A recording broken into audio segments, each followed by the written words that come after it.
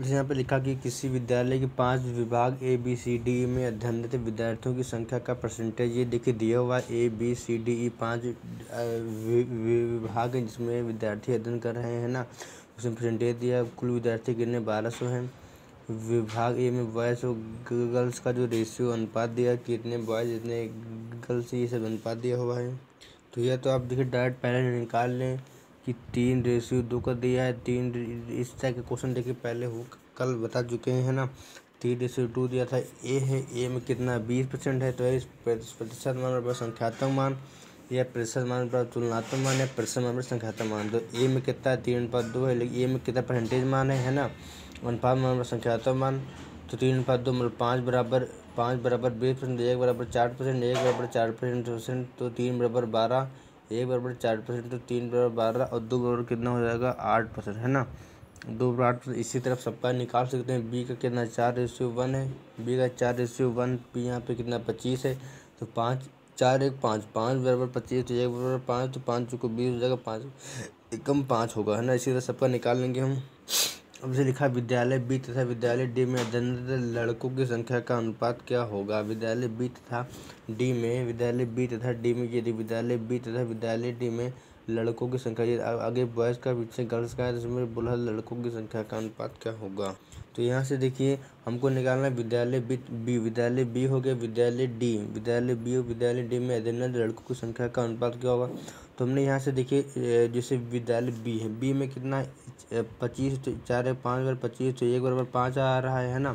1 बराबर 5, तो 5 चौको 20, 5 कम 5, वो तो बात अलग है ना। इसी तरह क्या निकालना है विद्यालय डी में कितना है 5:1, मतलब 5 1 6, 6 बराबर 30, तो 1 बराबर 5, तो 50 25, 5 कम 5, मतलब इसका अनुपात मान जो है बराबर, अगर अनुपात मान बराबर है तो आप डायरेक्ट भी निकाल सकते हैं। क्या लिखा है विद्यालय बी और डी में अध्ययनरत लड़कों की संख्या का अनुपात क्या होगा। तो अगर ये देखिए अनुपात मान 1 बराबर 5, 1 बराबर 5, देखिए इन तीनों में बी सी डी में देखिए ये जो अनुपात बराबर है, इसमें केवल इसमें ए में केवल अनुपात मान बराबर नहीं। तो जिनका अनुपात मान बराबर है, हमको अगर उसका अनुपात निकालना है तो आप डायरेक्ट इनका अनुपात ले सकते हैं, उतना ही आंसर आएगा। जैसा कि देखिए यहाँ पे हमने लिखा है ये सब, है ना।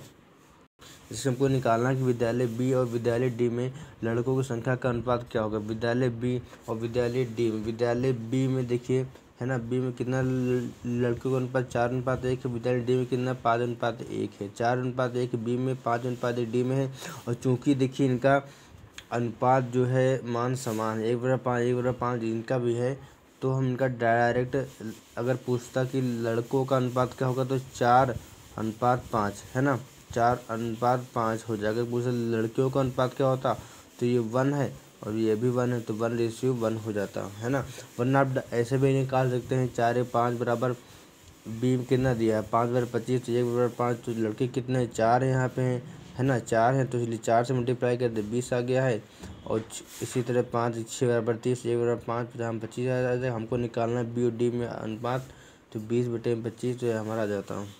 जैसे क्या लिखा है विद्यालय डी में अध्ययनरत लड़कों की संख्या निम्न में से किन दो विद्यालय में अध्ययनरत लड़कों की कुल संख्या के बराबर होगी।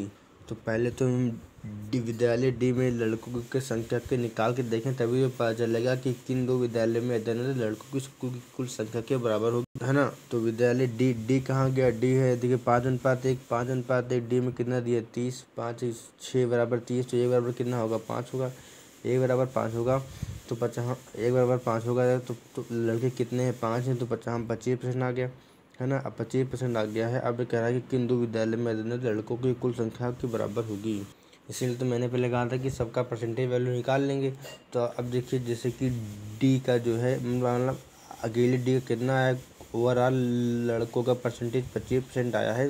तो अब किन मतलब ए बी सी डी में से किन जो लड़कों के परसेंटेज में किनका 2 का योग जो है 25% आएगा। तो यहाँ पे हमने देखा कि ई का कितना 5% है और बी का देखा कितना 20% है, तो 20 और 5 कितना हो जाएगा 25 हो जाएगा, जो कि डी के बराबर होगा, है ना।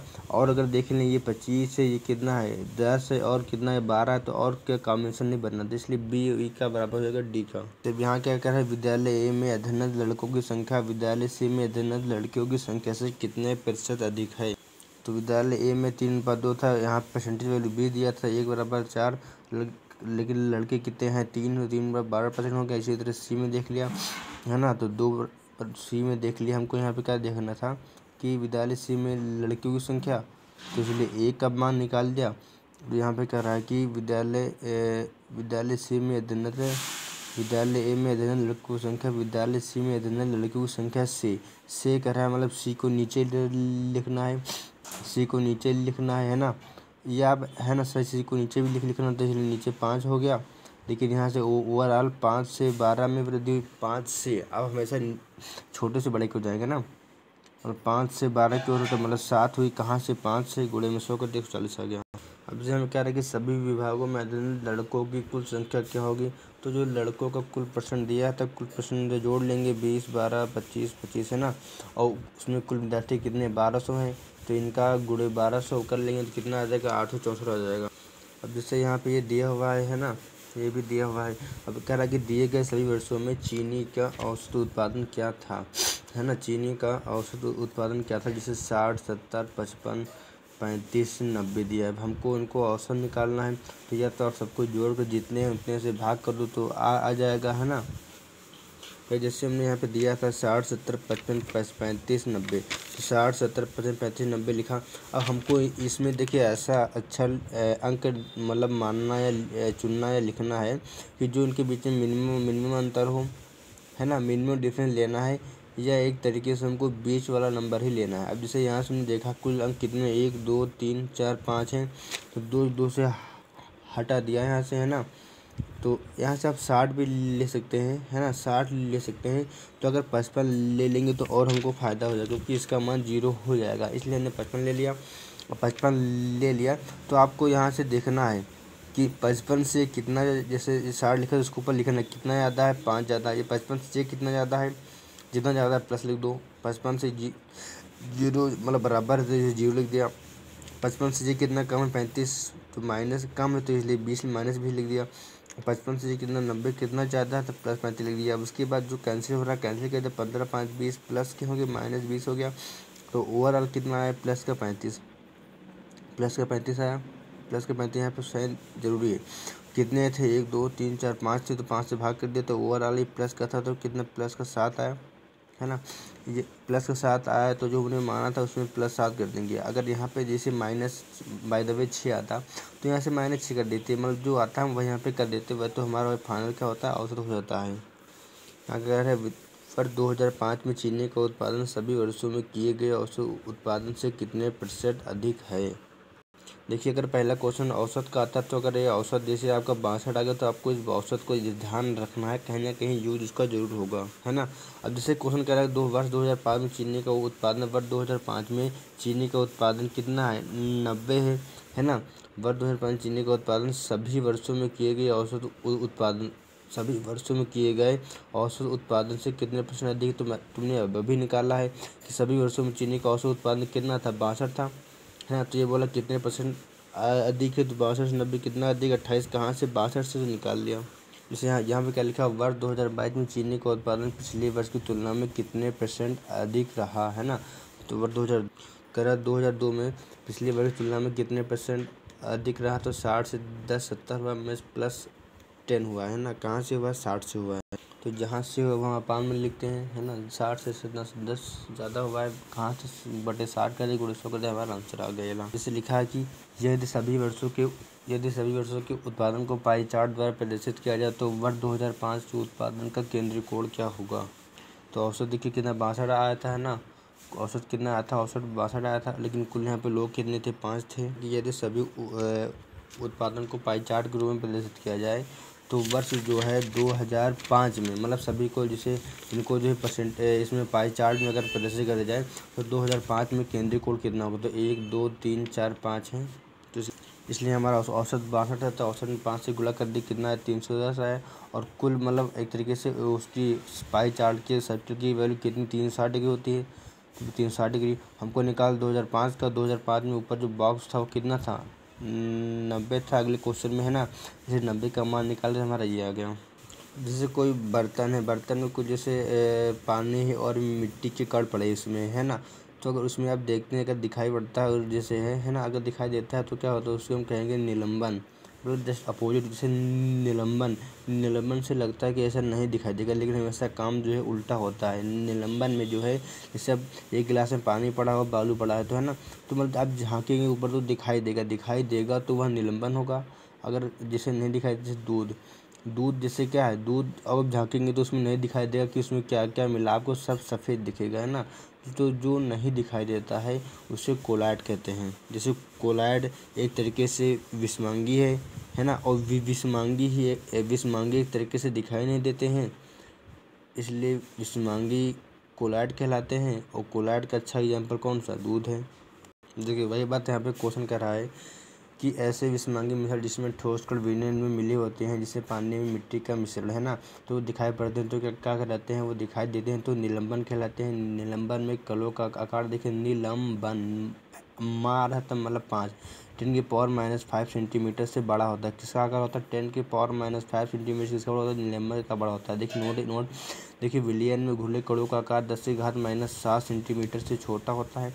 विलयन में घुले कणों का 10⁻⁷ सेंटीमीटर छोटा होता है ना, 10⁻⁷ सेंटीमीटर से छोटा होता है, जबकि निलंबन में जो है इससे बड़ा होता है।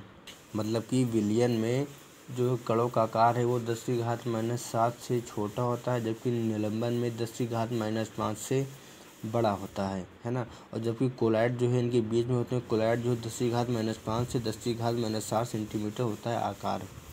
देखिए एक तरीके से कोलाइट, देखिए मैंने बताया आपको कोलाइट विषमांगी होते हैं, है ना। और कोलाइट का मतलब है कि जो दिखाई ना दे, या जो विषमांगी है जो दिखाई ना दे कि इसमें क्या क्या मिला है।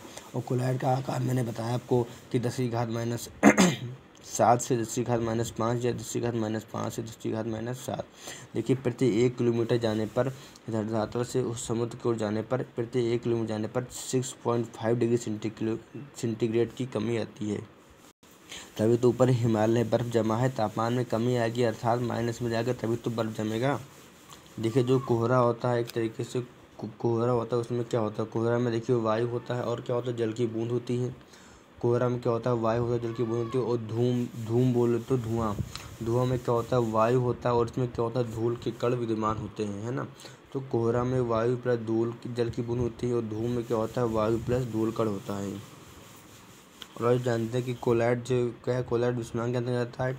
तो कोलाइट के कुछ प्रमुख एग्जाम्पल हैं, जिससे अगर कोई आपसे कहे कि पायस, है ना, पायस का एग्जाम्पल अच्छा कौन सा, तो पायस का अच्छा एग्जाम्पल दूध है। अब दूध का देखिए, इसका पायस की अगर किताबी भाषा जान पाएँ तो पायस में जैसे दूध में क्या होता है कि द्रव में ठोस घुला होता है। द्रव में जैसे पानी, दूध क्या है, द्रव है, दूध पानी है, तो पानी है तो द्रव।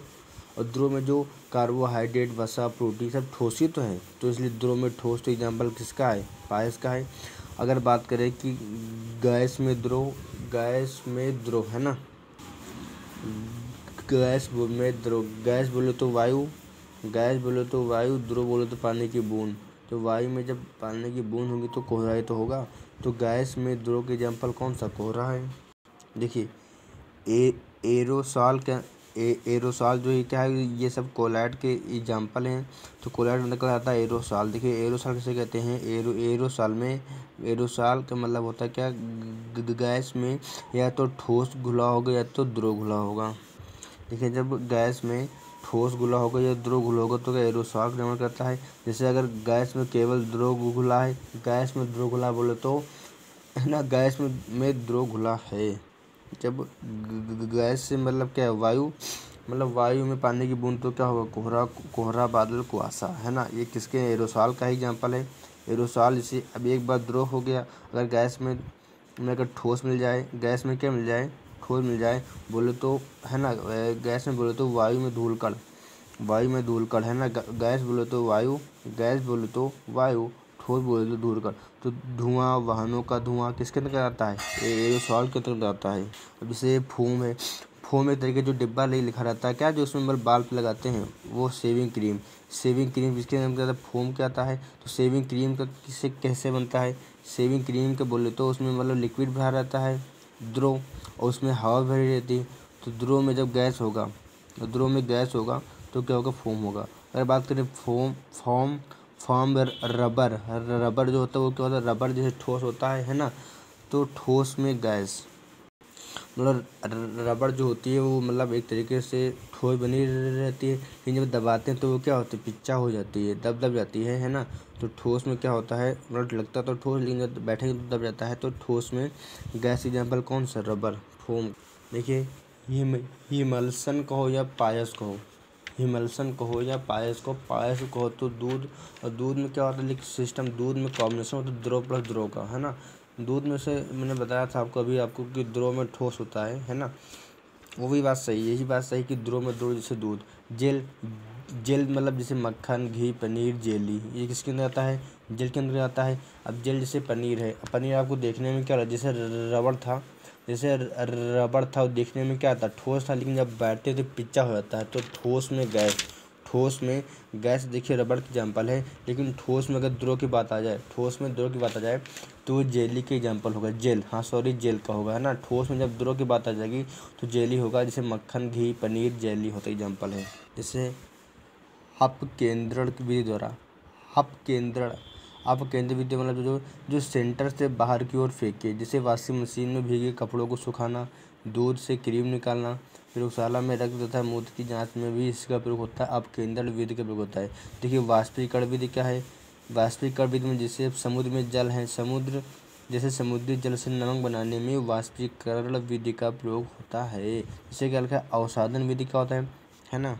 देखिए अवसादन विधि क्या होता है कि दो आघूलनशील मतलब धूल कण कहो या कुछ भी कहो, द्रव्य कहो या एलिमेंट कहो, दो आघूलनशील द्रव्य को पृथक करने के लिए, अलग करने के लिए कुछ देर शांत छोड़ देने पर भारी कण नीचे ऑटोमेटिक बैठ जाते हैं, जैसे जल में मिट्टी के कण, है ना, अपने बैठ जाते हैं। तो इस विधि को क्या कहते हैं, इस विधि को हम अवसादन विधि कहते हैं। ये सब क्या है, ऊर्ध्वपातन, ऊर्ध्वपातन जैसे नमक तथा अमोनियम क्लोराइड के मिश्रण को पृथक करने के लिए, नमक तथा अमोनियम क्लोराइड के मिश्रण को अलग करने के लिए क्या है, ऊर्ध्वपातन विधि का प्रयोग करते हैं। और आयोडीन और पोटेशियम क्लोराइड के मिश्रण से आयोडीन अलग करने में हम ऊर्ध्वपातन का प्रयोग करते हैं। जैसे आसवन विधि कहो या प्रभाजी आसवन विधि कहो, है ना, आसवन विधि कहो या प्रभाजी आसवन विधि एक ही है। इस विधि से जल तथा एसीटोन के मिश्रण को अलग करने तथा एल्कोहल और जल के मिश्रण को पृथक करने में किया जाता है।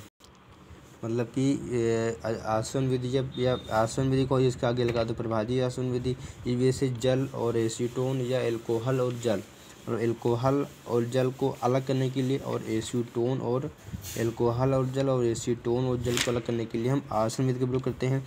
देखिए जो सबसे कम एल्कोहल की मात्रा होती है, जैसे 2 से 3 सायरन होता है, क्या होता है, सायरन में सबसे कम एल्कोहल की मात्रा होती है 2 से 5%। जो बियर होती है, बियर में 5 से 6% एल्कोहल होता है।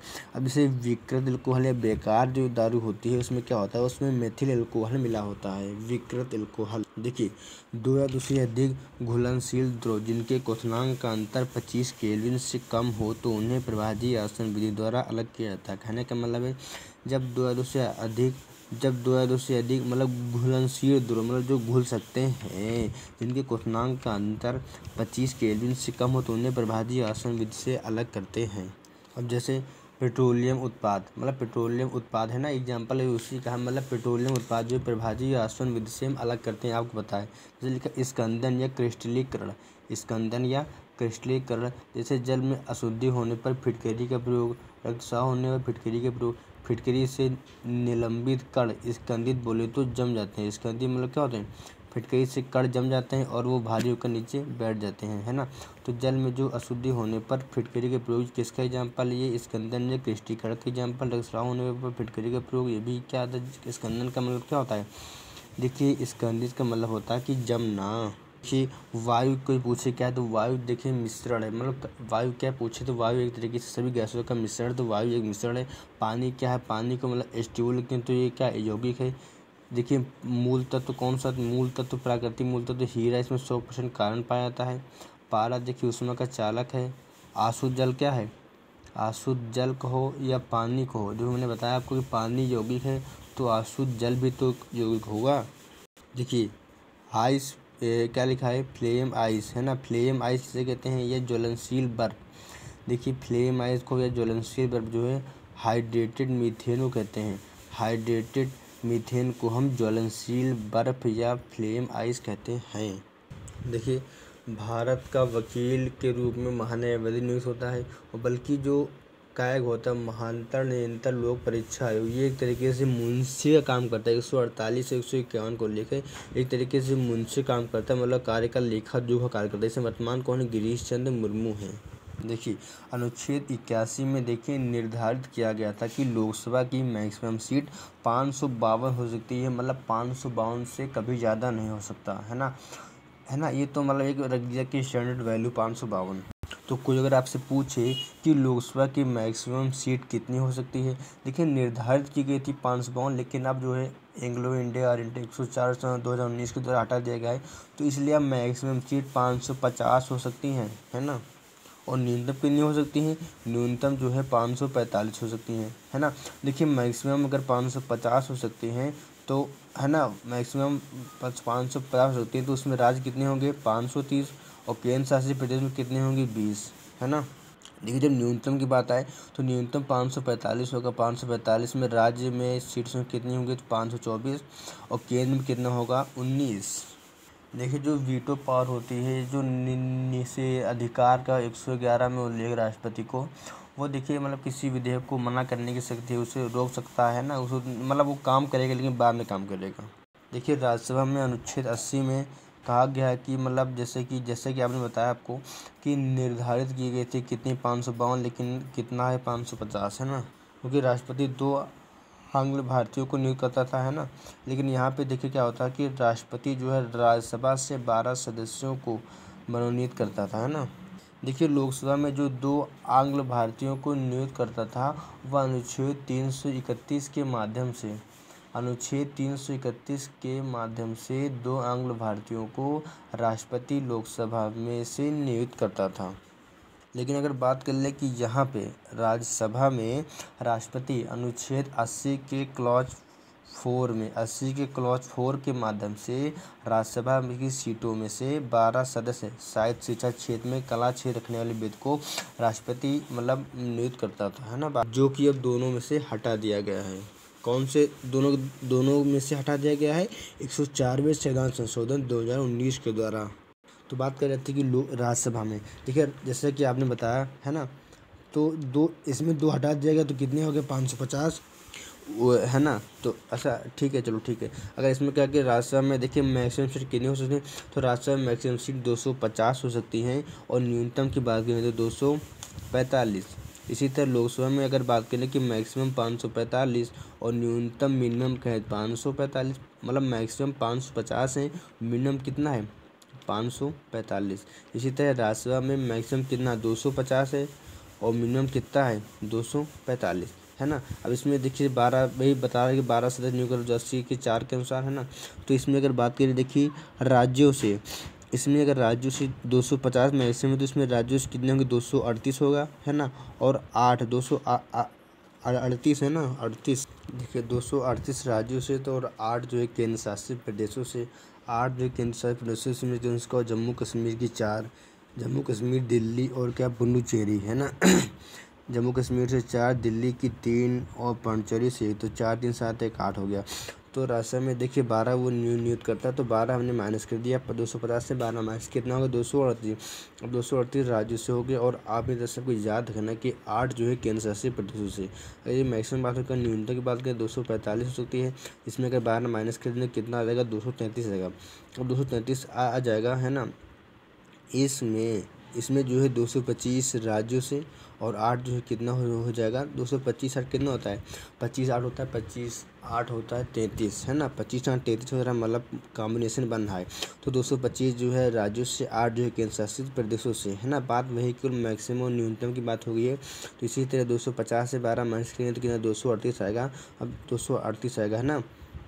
अब 238 राज्यों से, 8 जो है केंद्र शासित प्रदेशों से। देखिए प्रधानमंत्री की नियुक्ति होती है ना, बल्कि निर्वाचन तो राष्ट्रपति का निर्वाचन होता है, राष्ट्रीय मनोनीत होता है।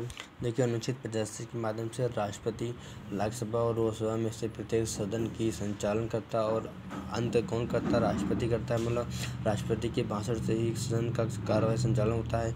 और जब राष्ट्रपति लोकसभा और राज्यसभा में झगड़ा हो जाता है, तो जो बैठक को बुलाता है वो कौन सा बुलाता है, वो राष्ट्रपति बुलाता है। वो अनुच्छेद 108 के माध्यम से, अनुच्छेद 108 के माध्यम से राष्ट्रपति लोकसभा और राज्यसभा के संयुक्त अधिवेशन को बुलाता है 108 के माध्यम से।